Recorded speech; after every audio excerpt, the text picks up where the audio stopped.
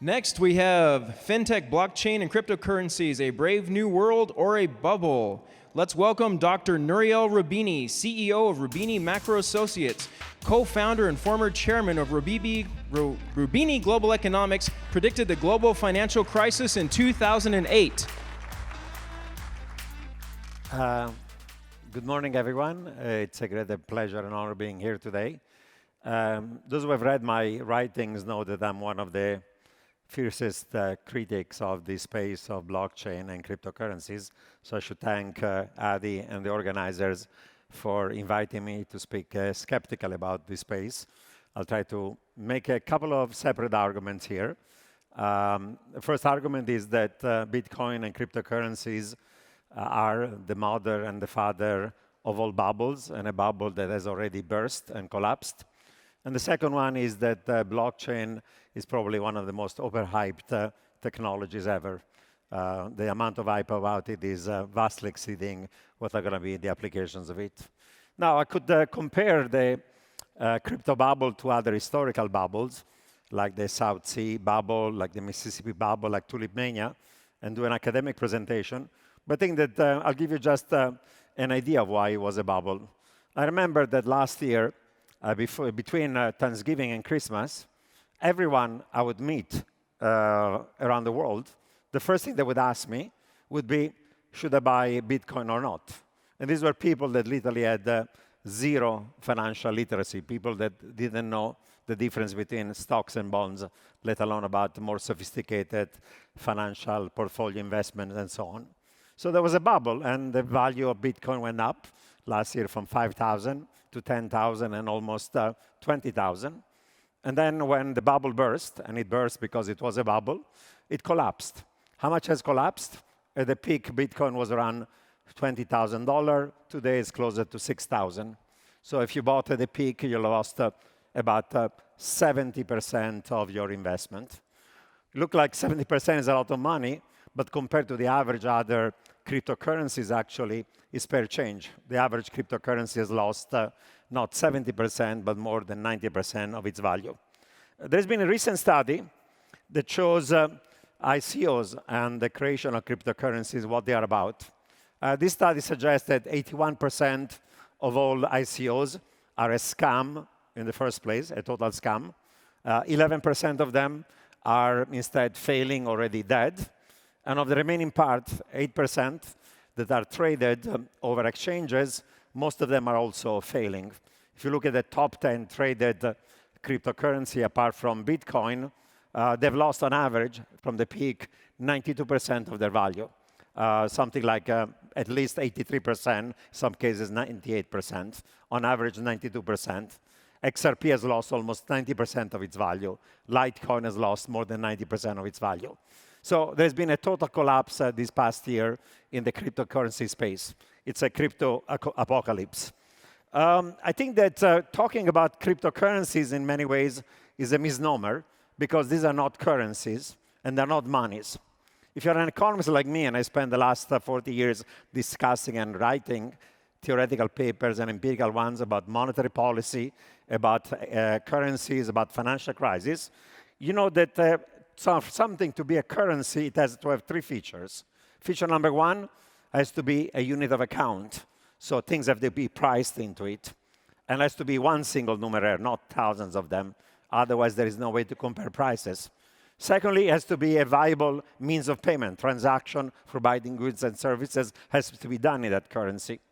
And three, has to be a stable store of value and a stable purchasing power over goods and services. If you look at Bitcoin, and I use Bitcoin because the other ones are even worse, it doesn't satisfy any one of these criteria. It's not a unit of account, as there is no price of any good that is priced in Bitcoin. It's not a means of payment, because almost nobody uses it in transactions. And given the technology of proof of work, you can do only 5 to 7 transactions per second.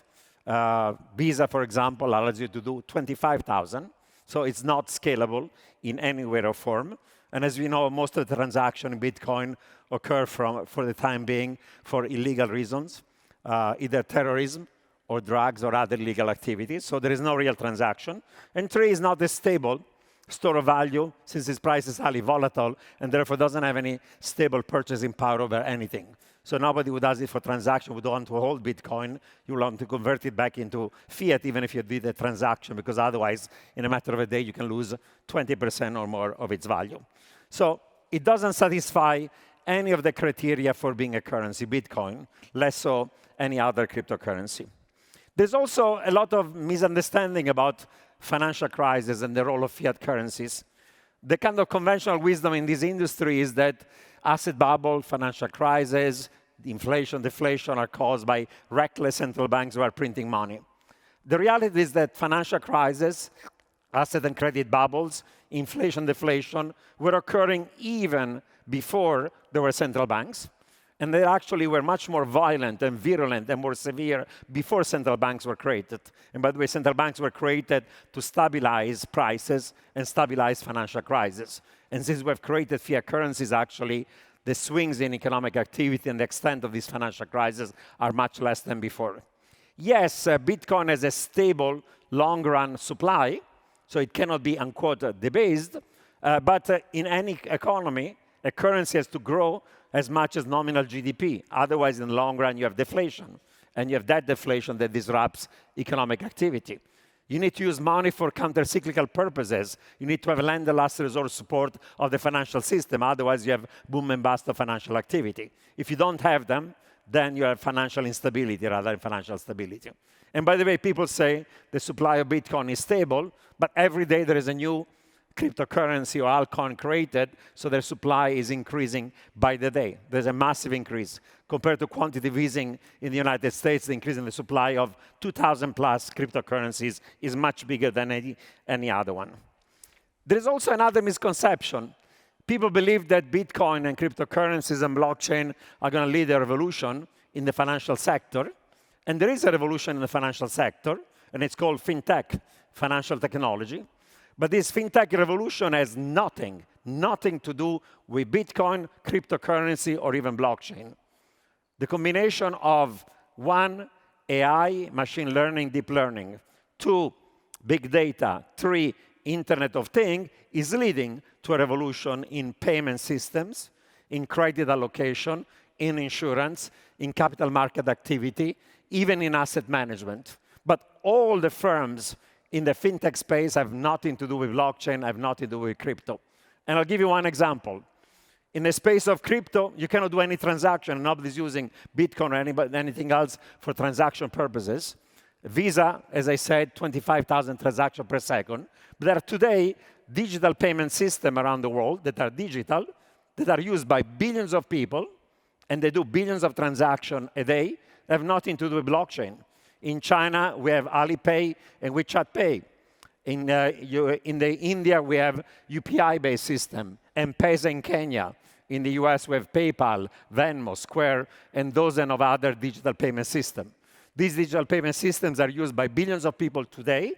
They're used in billions of transactions today, have absolutely nothing to do with blockchain or with crypto. So there is a revolution in financial services, has nothing to do with blockchain.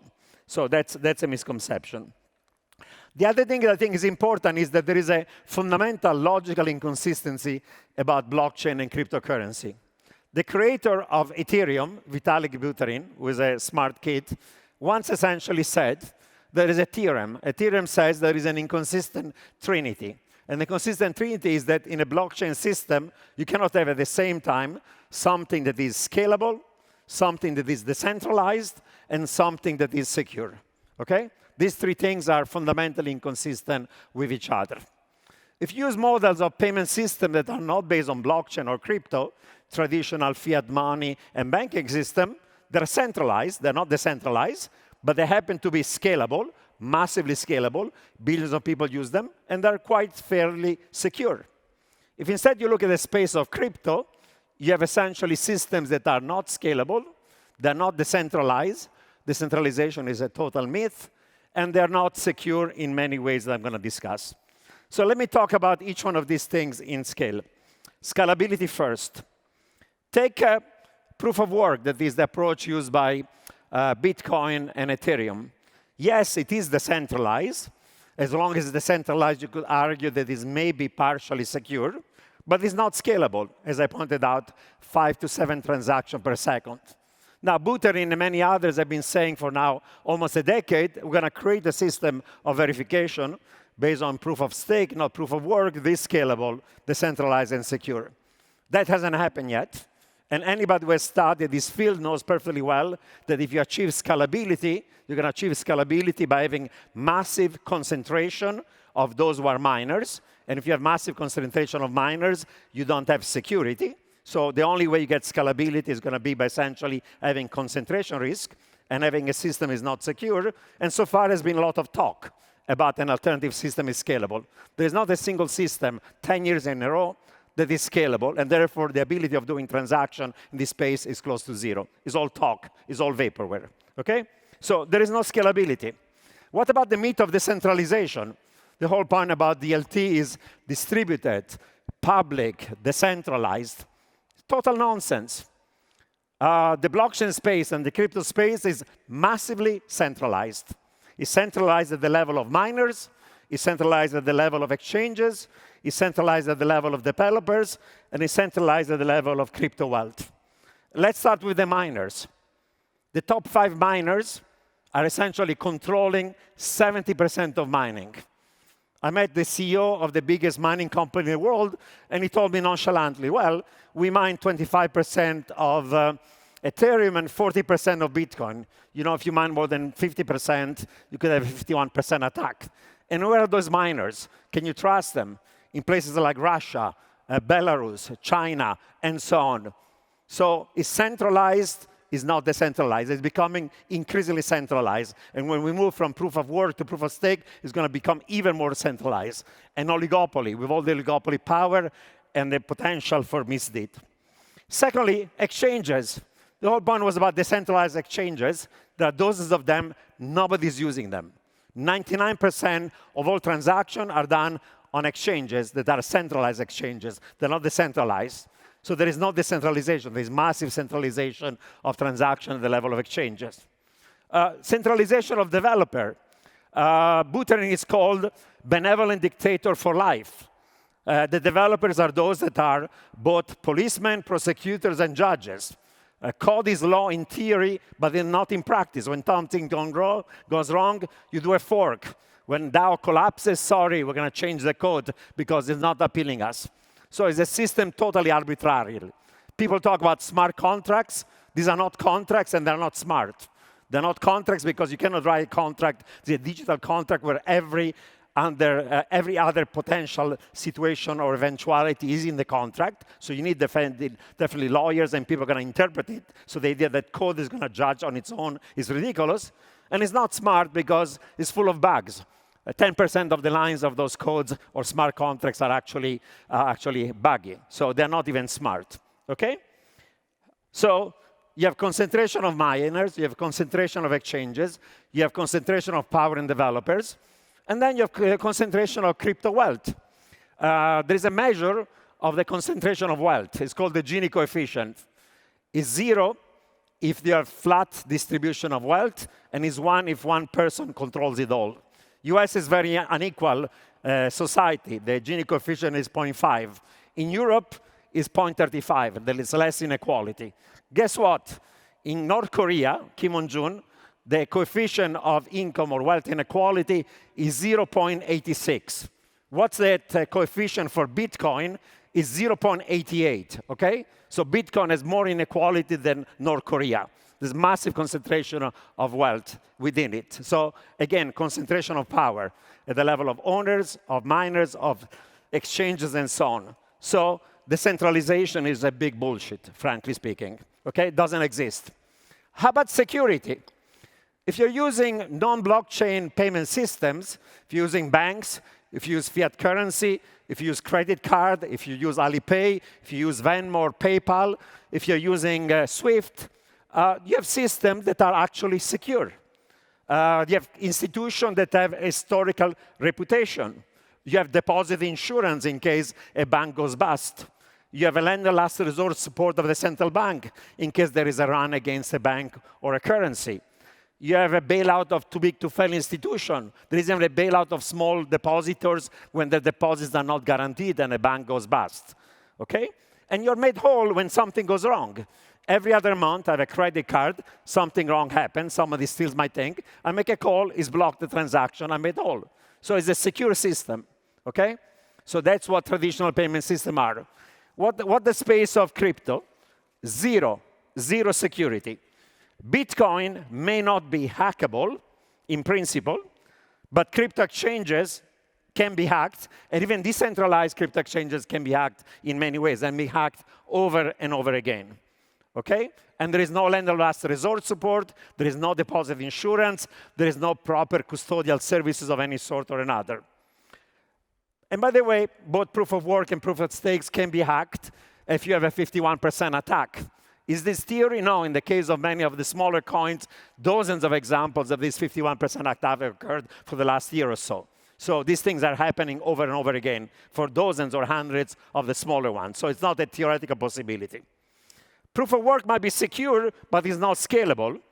Proof of stake, if and when it's going to come out, might be scalable, might be, but it's not going to be secure given the concentration of the mining power. And by the way, your personal wallet can be stolen at the level of your computer, laptop, tablet, phone, and so on, and has happened over and over again. And if you forget or someone loses your public key, then you're screwed. Your money is gone forever, and there is no other way to retrieve it. So the only way to have safety is just put all your crypto assets into cold storage in some kind of cave in Switzerland, and that means that it's of total no use. You cannot use it for transaction for anything else, okay? So this is the level of security in the crypto case. So cryptocurrencies and blockchains are not scalable, they're not decentralized, and they're not secure. While traditional payment systems are centralized, they're based on credible institutions that have an history of a reputation, and you can trust them, they're secure, and they're scalable. That's the space we're right now. Some people say, well, crypto may be growing pains. It's like the internet, where at the beginning there was lots of stuff that was not working. No, crypto is not the new internet. When you have new technology that are truly disruptive, adoption becomes exponential. The number of users increases exponentially. The number of transaction users increases exponentially, and transaction costs collapse very rapidly. Like, for example, in the internet or in equity market, where volumes have exploded and transaction costs based on various measures, including bid-ask spreads, have fallen sharply. In the crypto space, the use is now stagnating. The amount of transaction this year after the bubble has burst has totally collapsed. And the transaction costs have gone through the roof. If you measure the miners' revenue per transaction, actually, they're through the roof. So transaction costs are rising. They're not falling. So this is not the new internet, okay? It's very, very different from it. Let me talk briefly more about these ICOs, leaving aside that 81% of them are scams. What are they? They're effectively non-compliant securities, as we know, right? In normal securities, when you do an IPO or whatever, you have registration information about the issuer. You have the rights of investors. You have KYC and AML kind of regulations. You have anti-tax evasion regulation of one sort or another. You have protection of small investors. All of these costs do not occur in this space, and therefore these are non-compliant securities. Probably the only one who's not a security is Bitcoin, but senior regulator already said that even XRP and Ethereum are effectively non-compliant securities. Additional point, people talk about the world in which you have thousands and thousands of tokens, and these tokens are going to be used essentially to buy different goods and services. From an economic point of view, a world of having thousands of tokens makes zero economic sense. No firm would ask you to buy first a token to buy its goods and services, rather than using fiat currency. The only reason why you would ask somebody to essentially buy first a token if you want to form a cartel to gouge the consumers and restrict the ability of others to compete. So either these are cartels to gouge consumers, in which case they're illegal, okay? Antitrust will not allow it, or otherwise there is no economic logic for it. Secondly, in any economy, you need to have a numeraire, and you can compare the price of goods and services based on one numeraire. In the case of tokens, You have thousands of different numerators, and you don't know anymore what's the relative price of one good and another, because you have thousands of different currencies out there. So you go back to a world of barter. I mean, even the Flintstones were not doing barter. They had the stones as money. So this is worse than the Flintstones in terms of going back to barter. Doesn't make any economic sense. No one can explain why you should have thousands of tokens unless you want to gouge consumers. Price manipulation. There's massive evidence that there is total widespread manipulation, pump and dump schemes, front running, wash trading, spoofing, the whole Tether Bitfinex role in trying to beef up and prop up the value of Bitcoin. Massive amount of self-interest and conflicts of interest by exchanges who can front run the investors and their own customers. No wonder the SEC had said there is no way we're going to approve an ETF for Bitcoin or other cryptocurrency because there is massive evidence, academic literature, of this manipulation of prices. Therefore, it's not going to happen. So after a decade of all this talk about cryptocurrencies, what do we get? What are the applications or dApps? 75% of those applications today are things like crypto kitties or pyramids and Ponzi schemes, or casino games. I'd rather go to Las Vegas in a casino if I want to play a casino game. And the other part of it is 25% of the centralized exchanges that are illiquid, nobody's using them, and they're totally useless. So this is what we have. Final observation on blockchain. People say, well, I'm skeptical of cryptocurrencies, but blockchain is going to revolutionize corporate world, financial services, and so on. It's the most overhyped technology ever. There are thousands of experiments done by every bank or every corporation, but no one has used it. Every CEO is being told by their shareholders, why don't we try blockchain? They spend $500,000, they experiment, they say, this is total nonsense. And why is nonsense? Because you have thousands of different types of blockchain. There's no standard protocol. There's no standardization like there was in the internet. There's no HTML, as there is no HTTP. It's a total chaos, total incompatible system of one sort or another. And there's another more fundamental problem here. The idea of having a peer-to-peer distributed public ledger is total nonsense. There is absolutely no economic logic of it. Why would any firm in the world want to put his P&L, his balance sheet, all of his transactions on a public ledger? And by the way, it's going to take so much space to do it so that if every transaction is hundreds of thousands of computers, leaving aside the environmental disaster, that is not economically efficient. Why would you want to have every transaction on a public ledger? And by the way, even if your key is private, after 4 transactions, anybody can find out that it's you doing that transaction. So it's not anonymous, because anybody can trace it. There's absolutely no economic reason that why a business would like to put all of its transactions on something that's public. And who's going to verify those transactions? Some kind of miner in China or Russia? Can you trust those guys? The reality is that the only systems that are going to work are going to be private rather than public, permission rather than permissionless, and based on a trustee or trusted individuals that are essentially approving these transactions. So the idea of something peer-to-peer public is nonsense. But if you have a private permission blockchain, what is it? It's just a glorified Excel spreadsheet. So all this enterprise DLT is just doing a bigger spreadsheet that's at the end of the day just concentrated and is private and is like the old system. Has nothing to do with blockchain. So final conclusion is that the crypto bubble has already burst and has collapsed. The average cryptocurrency has collapsed more than 90% of its value. There's a huge amount of overhype in this industry. And frankly, there are plenty of charlatans, scammers, manipulators, and others that are talking their books. And they're just insider talking their books. From my point of view, Bitcoin can go to the moon and be worth $1 billion or go to zero. I have zero position, either short or long. It's only my academic reputation is at stake. So I'm not talking my book when I talk about this issue. And this is a bubble that has burst, and these are technologies that are totally overhyped. Thanks very much for listening to me, even if you don't agree. Thank you. Thank you, Dr. Roubini. Huge round of applause. Thank you. Thank you.